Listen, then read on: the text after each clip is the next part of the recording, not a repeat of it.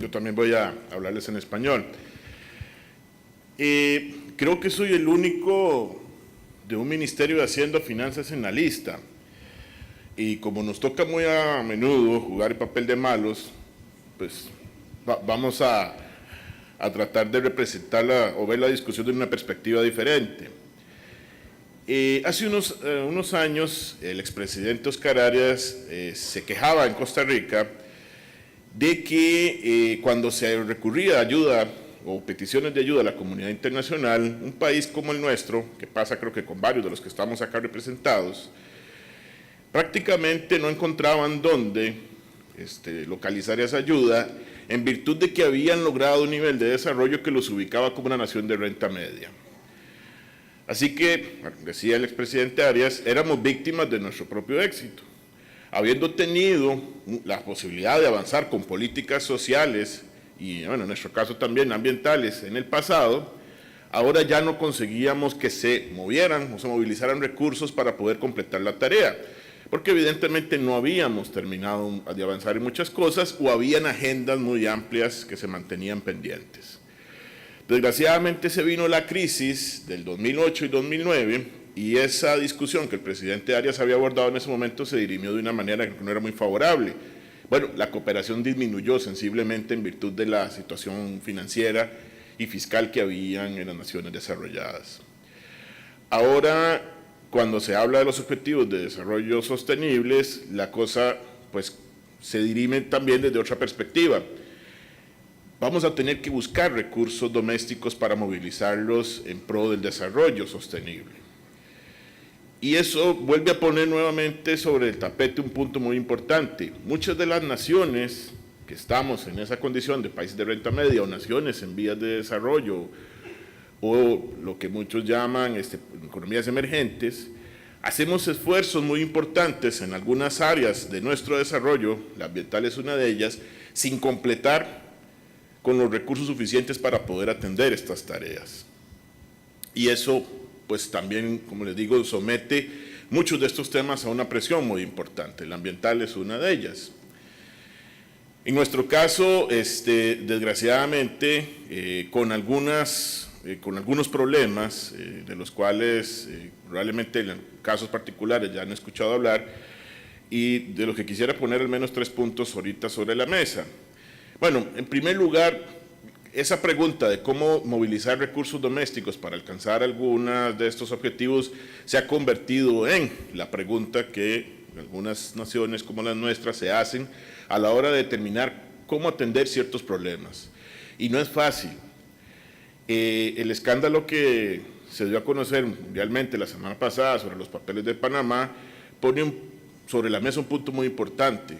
Existen mecanismos globales en los cuales se facilita que los recursos que deberían llegar a manos de las arcas públicas en naciones en desarrollo y en naciones desarrolladas no están llegando a los sistemas fiscales y tributarios de estos países. Según datos de la OCDE, hace unos años la evasión en el mundo era más importante que la ayuda oficial al desarrollo, era mucho más grande que la ayuda oficial al desarrollo. Imagínense si pudiéramos tomar parte de esos recursos, dirigirlos a los países que los necesitan y si una parte de estos a su vez se pudieran utilizar evidentemente en invertir en el medio ambiente. Creo que la cosa sería muy diferente. Y eso ahí junta la solución de un problema meramente fiscal con la necesidad de movilizar recursos para la atención del medio ambiente.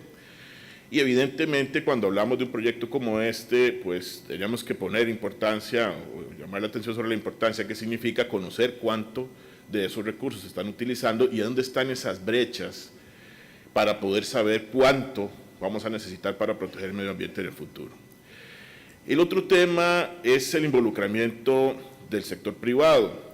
En la mañana se hablaba del caso del plástico y cómo una cantidad importante de este plástico que llega a los mares, en el caso del Pacífico, se ha ido acumulando y ha creado prácticamente una isla que flota sobre el océano. Bueno, atendiendo su preocupación, en el caso nuestro, en el caso de Costa Rica, el año pasado propusimos establecer una especie de impuesto pequeño a las botellas plásticas para ir desincentivando el uso de las mismas. Bueno, esto generó una reacción del sector privado que se ha opuesto a esa medida por el impacto que esto puede tener en sus actividades. Decir que queremos hacer, en cuanto al aplicar algunas medidas para mejorar o para evitar la contaminación y evidentemente pues dar un beneficio al medio ambiente y hacer, tiene enormes diferencias a la hora de aplicar las políticas. ¿Por qué? Porque siempre va a haber algún grupo de interés que no esté dispuesto a entrar en ese juego y que evidentemente quiera combatir las medidas que se van a tomar. Así que solos los gobiernos no van a poder entrar en esta discusión.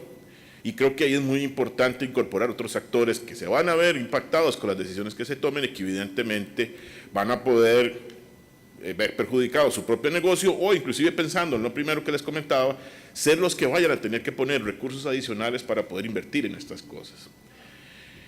Y en tercer lugar, el tema de la dinámica con los gobiernos locales.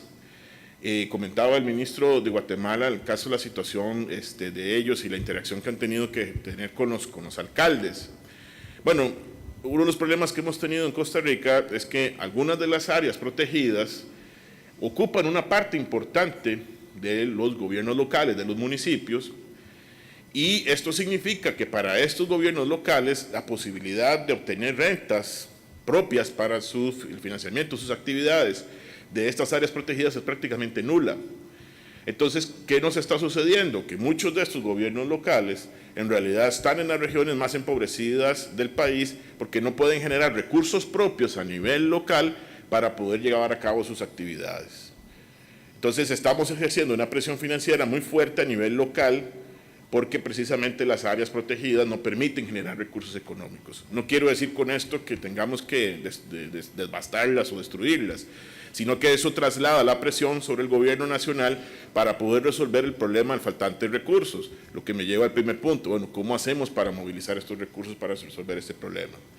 Así que cuando nos plantean las preguntas que discutíamos o que nos hacían al principio, yo a la segunda le daría un giro para decir, bueno, ¿cuál más que el apoyo que el proyecto Biofin pueda darle a los objetivos de desarrollo del milenio, cómo hacemos para compatibilizar todo esto y resolver esa tensión que hay en el medio que prácticamente nos lleva a analizar, bueno, ¿cómo hago para poder generar los recursos suficientes y atender las necesidades que existen en estos países y entre esas darle los recursos necesarios a la atención del medio ambiente y del financiamiento de este?